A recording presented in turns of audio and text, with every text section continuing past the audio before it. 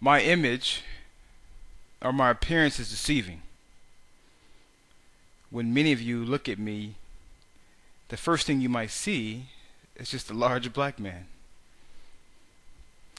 And true it is, I am a large black man, but there's much more to me than just my size and the tone of my skin. I have a story to tell. And in fact, when I go into any room, at any place, I know three things about everyone in that room. Much like me, they have a story to tell. Much like me, they have been through something. And much like me, they have a gift. You all have a story to tell.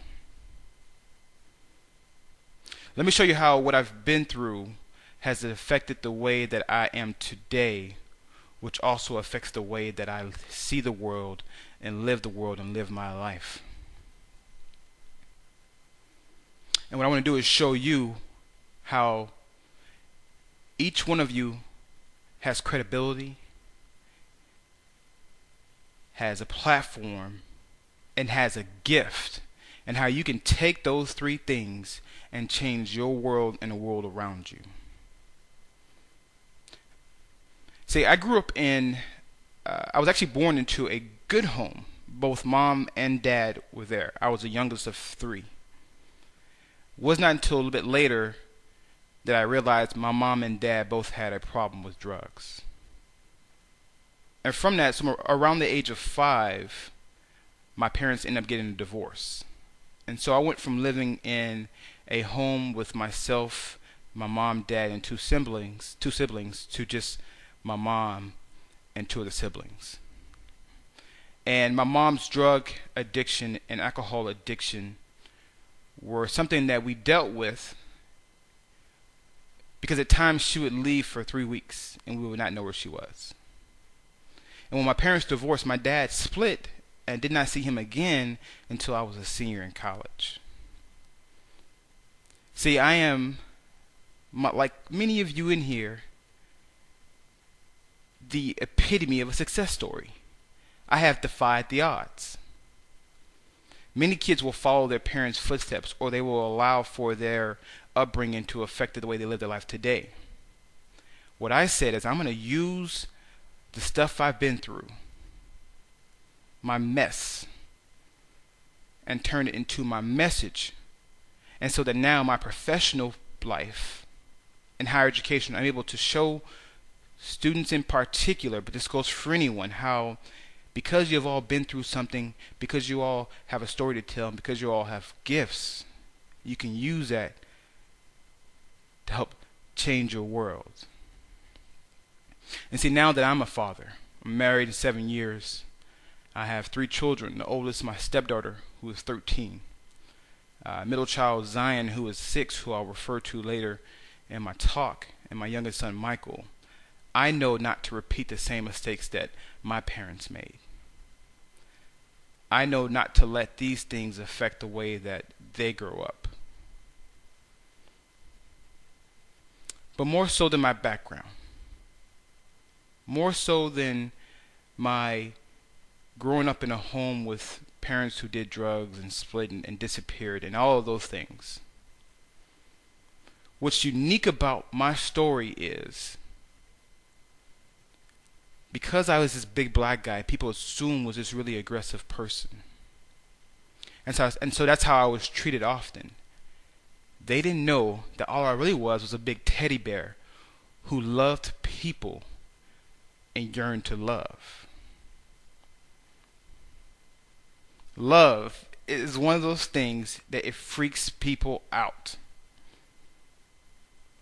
And I'm the kind of person who uses love all the time. And the love I'm talking about is not romantic love. I'm talking about phileo. I'm talking about just pure love for humanity, hoping that everyone has a good life, giving people the benefit of the doubt. That's the love I'm referring to. And so my background, as dysfunctional as it was, plays a tremendous role in how I live my life today. I'm here to tell you today it is possible. I spend much of my day, every day, listening to students dream. Tell me what they want to do with their life. Just dream big. And I tell them it is possible. Because it's not my role to try and tell them why they cannot do it or why it won't work. I will tell them why some things didn't work. And that is for them to understand that just because it didn't work doesn't mean it won't work, but for them to learn from that person's mistake so they can try it themselves. I'm a dream builder. I get paid to be a dream builder. So I tell you it is possible. But before I go any further, and before I get into any more deep into this, you must first understand this. Your existence here, right now, sitting in front of me, or even watching this video, or listening to this audio, is not by accident. Think about this for a second. Think about this. There's only one way to conception. Egg, sperm. There's only two real ways of conception to birth. We say the normal vaginal route or cesarean section. But there are 1,000 ways to die. There's even a show on Spike TV called 1,000 Ways to Die. So if there's only one way to be born or to be conceived, and only two ways to really come into this earth, but there are 1,000 ways to die, what does that mean? It means that the odds were against you from the very beginning, but you're still here. That means that your existence is not by accident. If you can get with that concept, if you can truly get with that concept, you will then begin to love yourself so much that you have enough love to spread around to other people. And that's what I talk about, just the power of love. The concept that if someone has a need, and you got it, they got it. The concept that you just generally care about the safety and well-being of people, regardless if you know them, pass them in the street, sit next to them in this auditorium. That's the love I'm referring to. The kind of love that when someone comes in and you say, hey, how are you doing? You give them the time to respond back. And if their response isn't positive, you wait and listen to their concern. That's the kind of love I'm referring to. The one thing you really can think about is this image when we say loving folks. And much of the work that I do with loving people is really trying to help them understand their gift. Right? I say you're not here by accident. So if you're not here by accident, then what are you here to do? And I believe with all my soul that each and every one of you has a gift or gifts.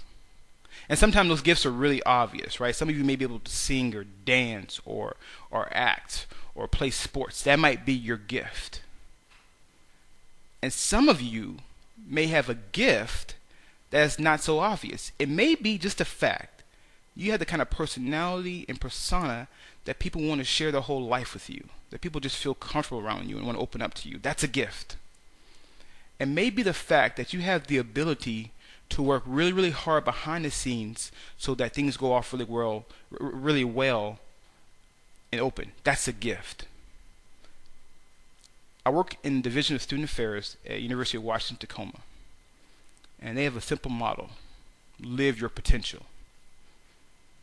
Those three words, in my opinion, are really three of the greatest words a model can ever have. But I don't think it was ever been truly explained enough. Live your potential. What does that mean? We hear potential all the time in sports and with our kids and work. And so if you really break down what live your potential means, I think it's something that can be applied to each and every one of us, not just college students. When we talk about the definition of live, we say that live is an action. It's a verb. In order to live, you must be doing something. Okay, everyone, take a second, breathe in. Exhale. Breathe in again. Exhale. Breathe in one more time. Hold it. Okay, go ahead and exhale.